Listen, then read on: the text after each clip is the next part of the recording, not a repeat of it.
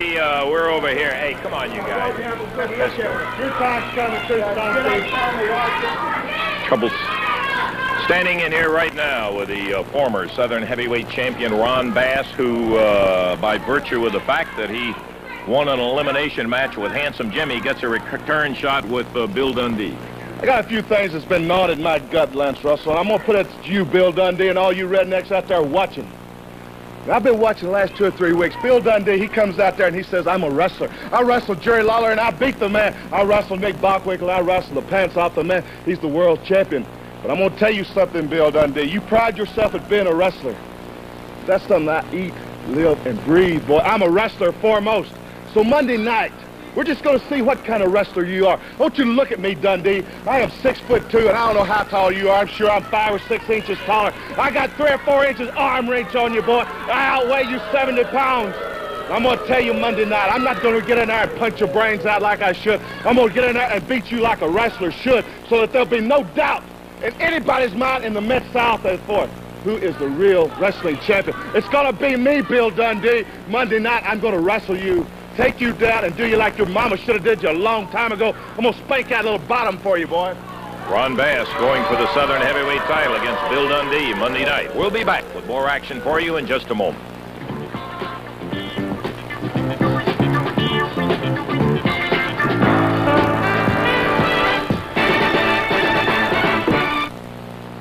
What Southern Tag Team title match that took place in the Mid-South Coliseum in Memphis, Tennessee? The champions, Wayne Ferris and Larry Latham, defended against the brother team of Rick and Robert Gibson. Thought you might like some of the highlights. Let's take a look at it.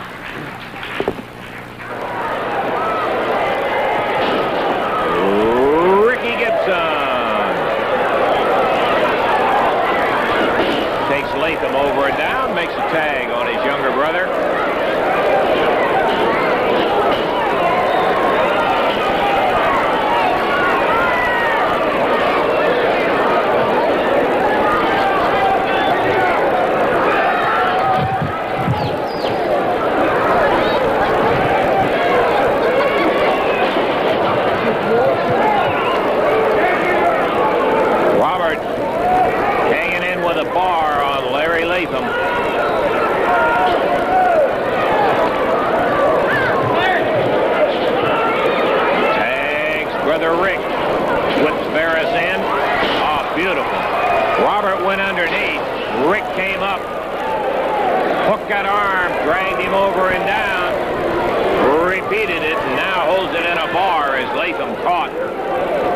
Gibson. Tag on Wayne Ferris. Rick Gibson. Unfortunate break some time back, and that he had his leg broken or tendons and so forth torn up. He is wearing a large brace on his left, has knee pads on both knees, but has a big brace on the left knee. Wayne Ferris caught in the head scissors. Larry Latham came down the ropes. Robert Gibson came right back after him.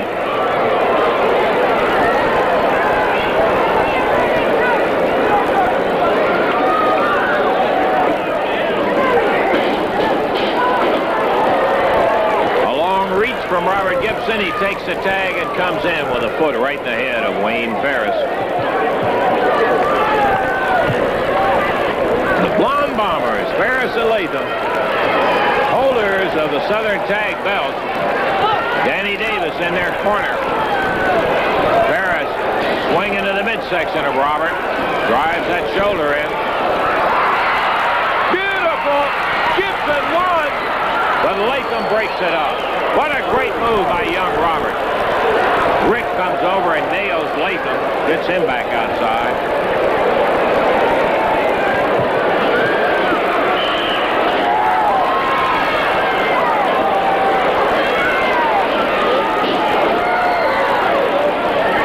Ricky Gibson takes a tag, slips in, hooks Latham in a standing side headlock. Ricky, flying press off the turnbuckle. Ferris jumps in the ring and Gibson just waiting on him. Comes right back at Latham. Gibson's team up. Latham is down 1, 2, and Latham just made it.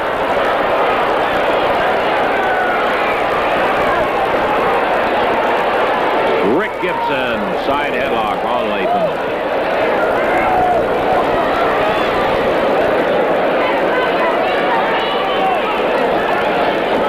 Tag on Robert.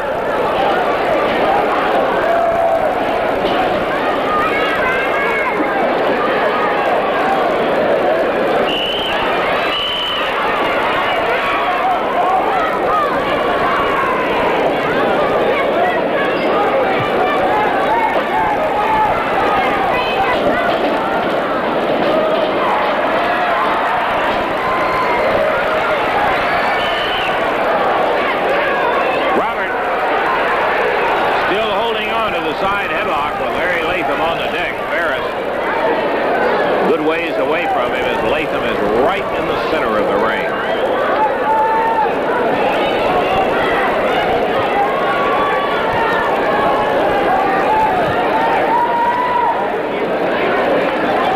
Gibson hanging in there with that side headlock. Latham back to his feet.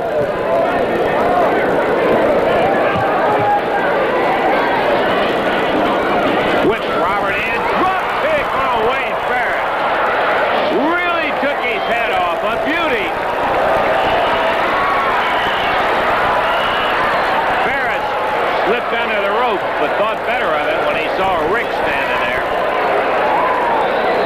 Robert hanging it.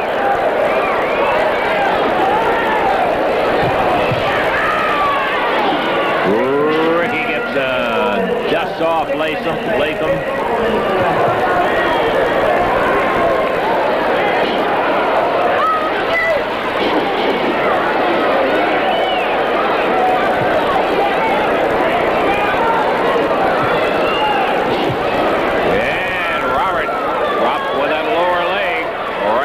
Back of Larry Latham.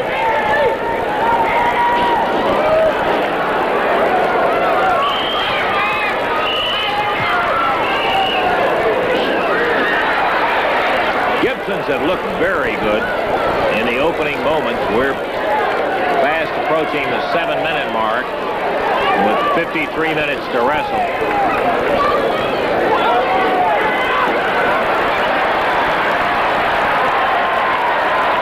Ricky took over from Robert, and the crowd, I think, realizing that they probably did not make a tag. Rick goes after Ferris, who got in there without benefit of a tag.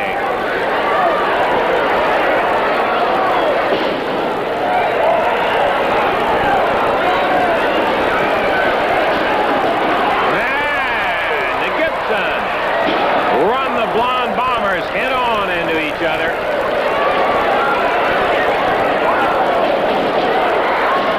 Latham whipped in the direction of Robert, who tags him good. Ooh, he just made it.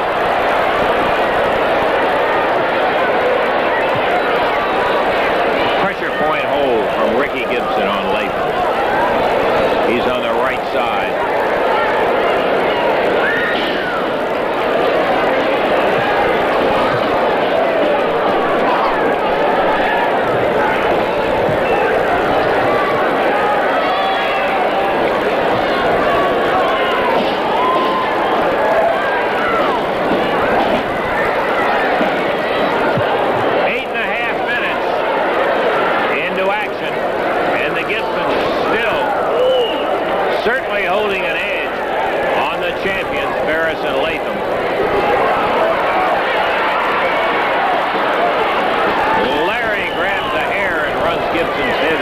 Turnbuckle.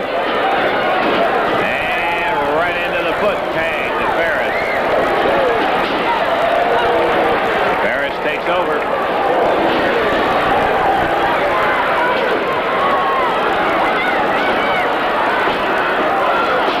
Ooh, backdrop. Ferris follows it up. He's using a flat of the foot. Tag on Latham.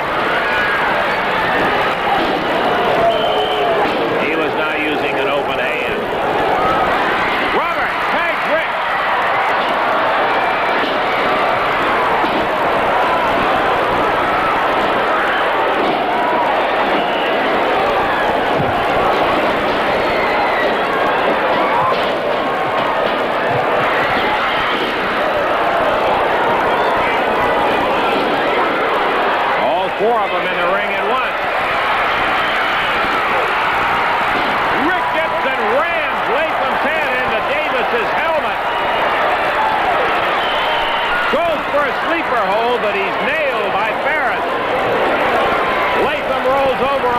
of Rick. 2, 3. He got it.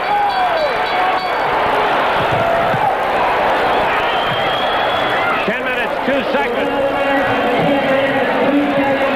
It was going well until Ferris nailed Rick Gibson from behind. Couldn't see what he had in his hand. It certainly appeared to me that he had something. The referee was trying to get Robert Gibson out of the ring.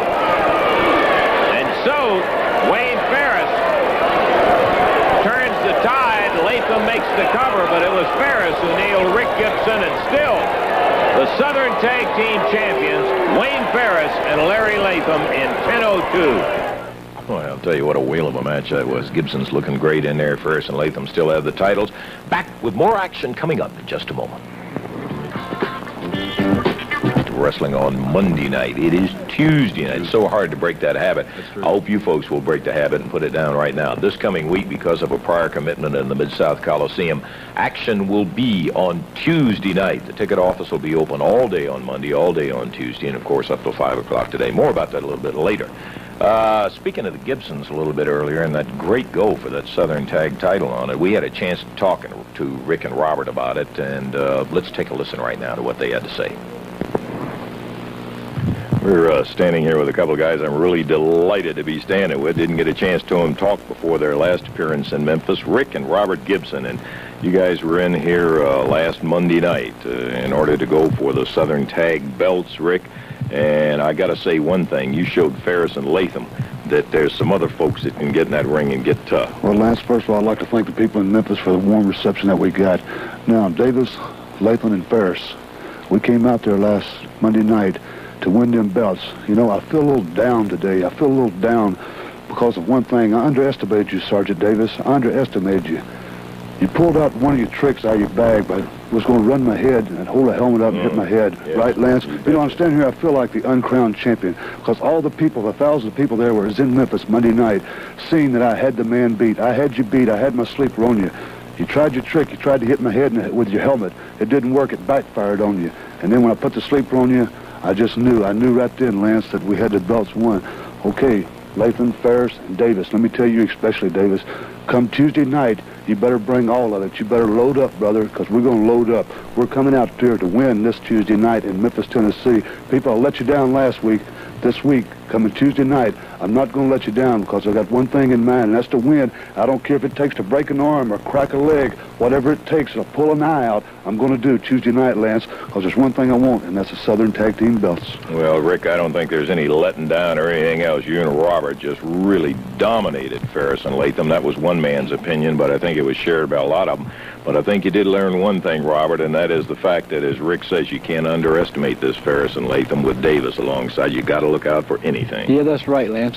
They're a heck of a team. Latham and Ferris, I can't take nothing away from you. A heck of a team, but me and my brother, we've been together for a long time. We expect to be together a lot more. Come this week, baby. The titles, shine them up real nice and pretty, because we're going to take them. Tuesday night, it's all going to happen right there in the Mid-South Coliseum when Rick and Robert Gibson will be challenging Ferris and Latham with Danny Davis along ringside for those Southern Tag Team belts. Good luck to you. Thank you, Lance. Okay, we're about ready for action, Davey. Let's hop back up in the ring and get this next bout. This is going to be a one-fall, 15-minute time limit match. Introducing from Union City, Tennessee, at 218 pounds on the right of your screen, Coco Ware. Going against him from Tampa, Texas, 290 pounds, Ron Bass. This match will be a one-fall, 15-minute time limit. Referee Paul Morton. Okay, off comes the gear. Bell time. Here we go, Davey. Big Ron Bass, former Southern heavyweight champion. Round behind Coco Ware, rides him down to the mat. Coco. Yeah. Good quick move. Been interesting watching the development of Coco. He's around behind Bass. Look at him take the big guy down. Puts him on the mat. Now let's see if Bass can work his way out of it. He does by going for the rope. Oh. Bass giving Coco that I am upset look as he got back on his feet. Didn't seem to faze Coco too much. He grabs Bass in a headlock. Bass putting him in the rope. Coco standing there waiting, and right back on the headlock.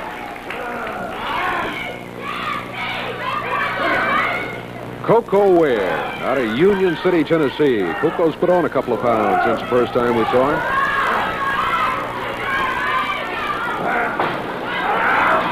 Coco into the rope. Oh, he ducks under. The big elbow that Ron Bass was going to throw at him off the ropes. Coco is back with a headlock.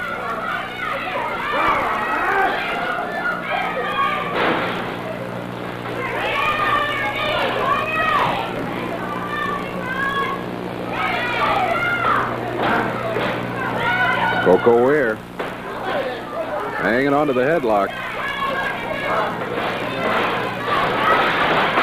Bass breaks out of it, puts him in the rope. Rolling arm lock coming off him. Coco kicks him to the mat, and he is again setting up on the headlock on Ron Bass.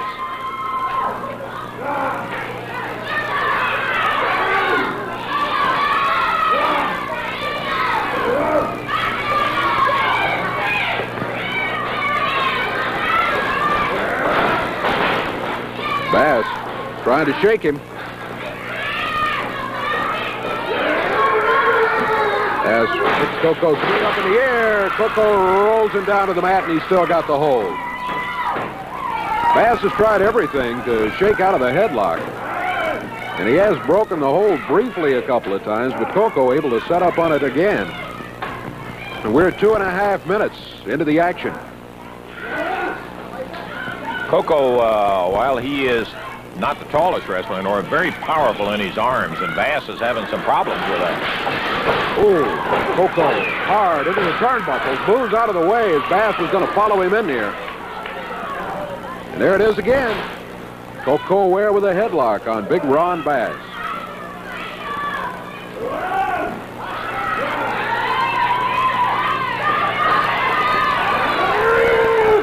Bass picking Coco up, but again, Coco stays with him. He keeps the hold. Got to make Bass mad that he isn't able to shake Coco on that side headlock. We're, let's see, 3 minutes, 19 seconds into the match right now, and Coco has had this hold most of that time on Ron Bass.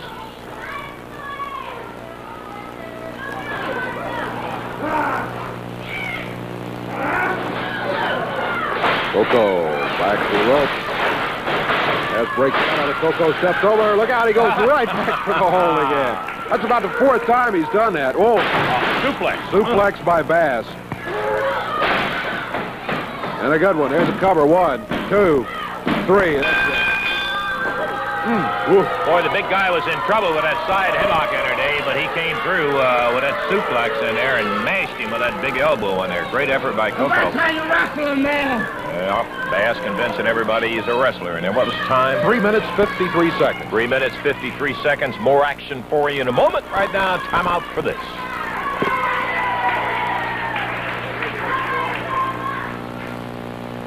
And every dryer is on upstairs, and I got a little film I'd like to show you, and I'd like to talk about it after. Okay, can we roll the tape right now? Okay, let's see what we've got right here, Bill. Now look at the wee Jimmy Hart, right? There's the subject in the white coat I want to talk to you in a minute. See that guy in the white jacket? That's the subject I'd like to talk to you on. Jimmy Hart. Jimmy Hart. Jimmy, the known him a long time. That obviously in front of Jimmy is Jerry the King Lawler. Exactly who that is. This was in the Mid-South Coliseum in Memphis, Tennessee. Yeah, last Monday.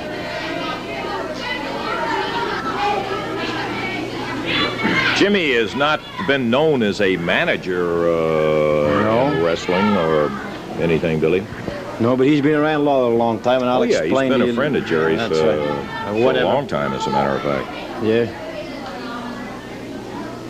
At this point, I think there is some discussion. You were talking... Telling Hart to sit down at the bell where he usually sits. He wanted to sit ringside for some ungodly reason. I don't know. Yeah, Jimmy normally sits down at the timer's desk down there, and...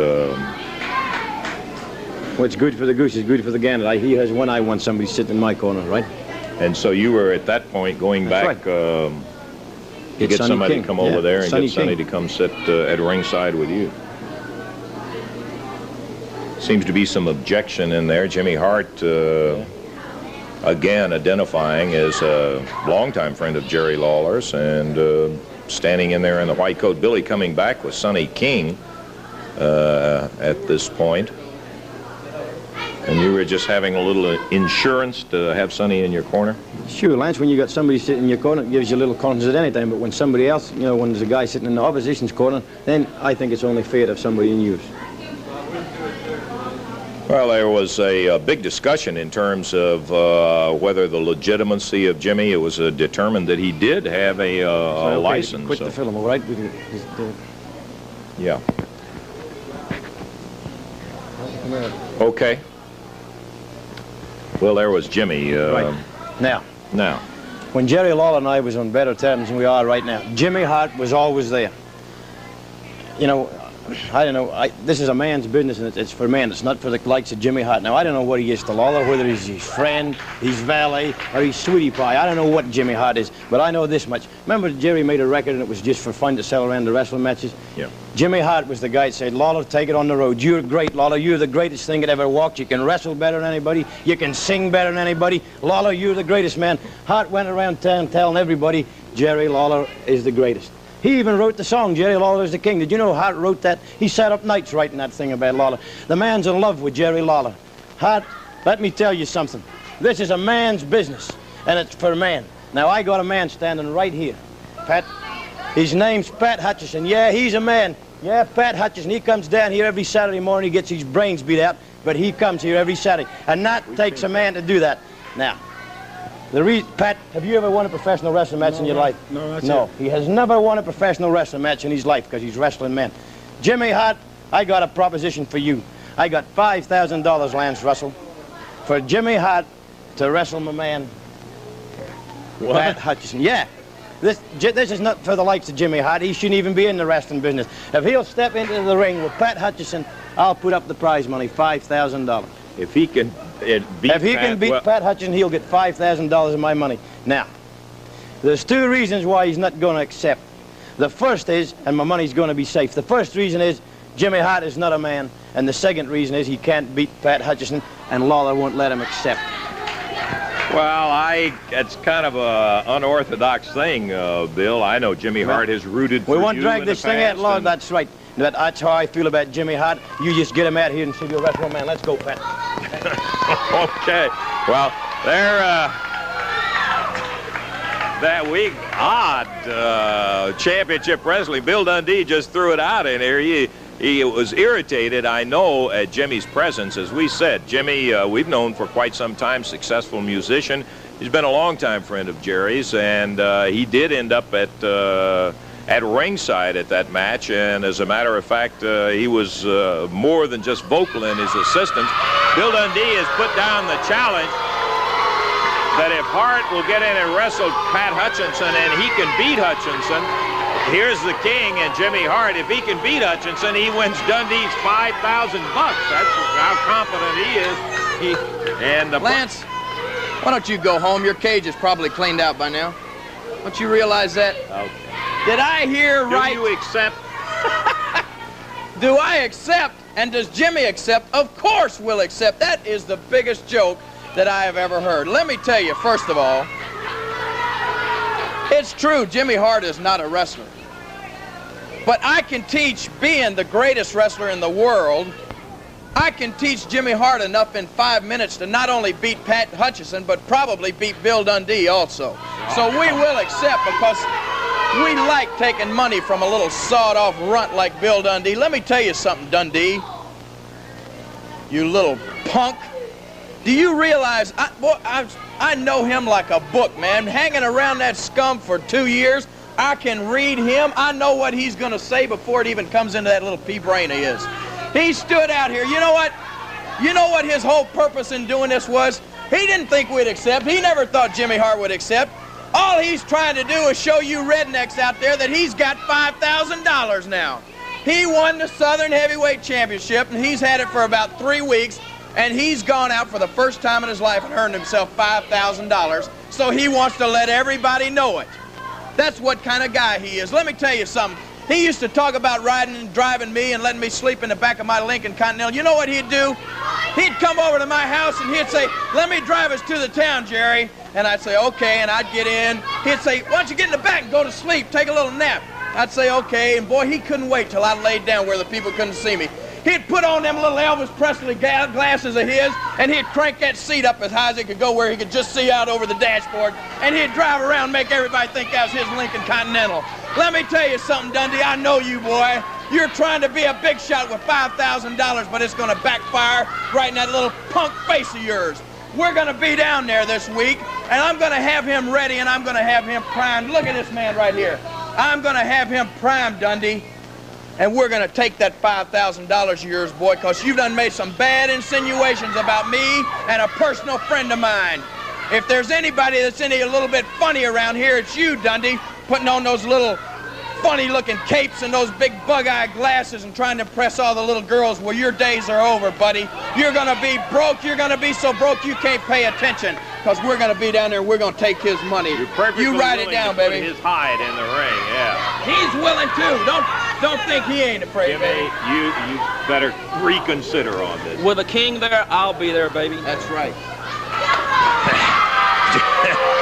Okay, listen, we've got some more action coming up for you in just a moment.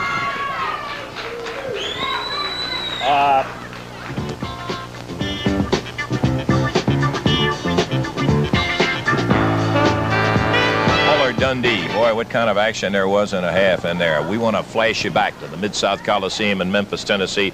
Let's take a look at Jerry Lawler, Bill Dundee. What a scrap.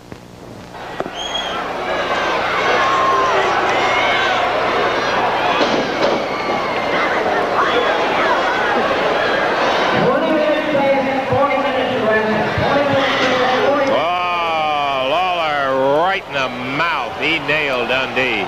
He got him with the top of his foot, though. And the only difference that would make would be that it happened to be legal. Lawler distracting the referee by accusing Sonny King of something.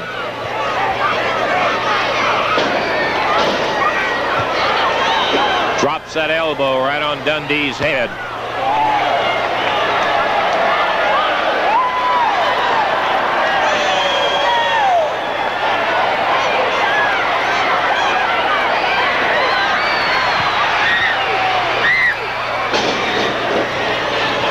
Once again, the elbow drops on Dundee.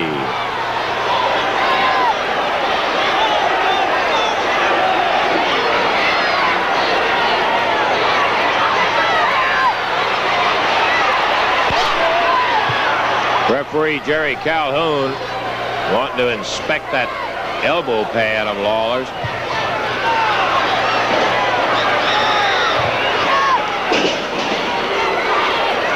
Lawler dropping again with the elbow.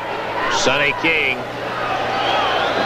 earlier had told the referee he didn't check that pad good enough.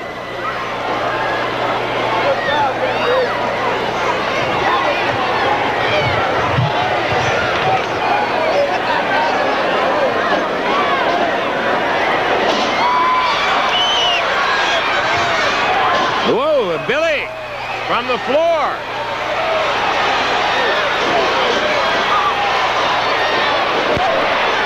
Just when you count him out, he'll really sting you. He came with a shoulder to spear Lawler. Lawler met him before he got all the way there with a broad arm.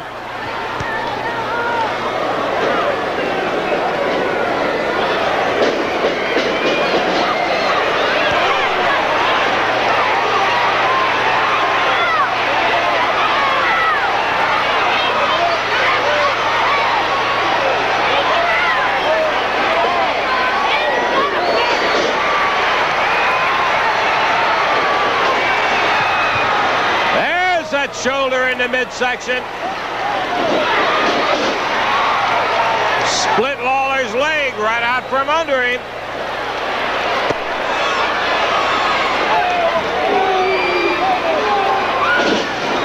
Power slam from Dundee. One.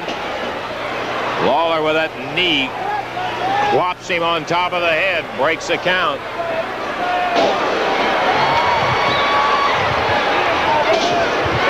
Boy, the crowd getting double their money's worth in this one bout alone.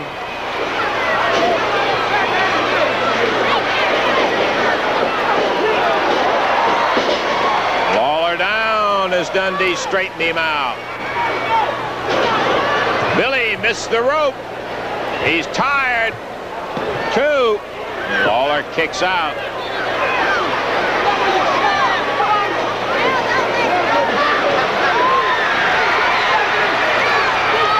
Dundee pounding Lawler, and the referee started a count. Dundee takes a swipe at Jimmy Hart.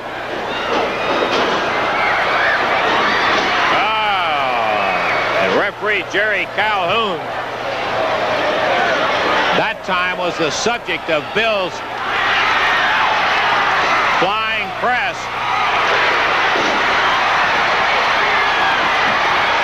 Jimmy Hart. Look, 1, 2, 3, and that's it.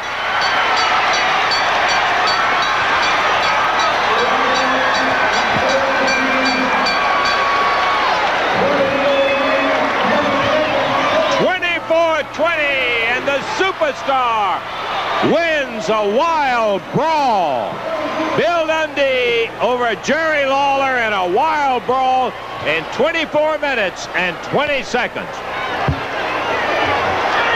All I can say, Dave, is that it was no more one way or the other in terms of rule violation.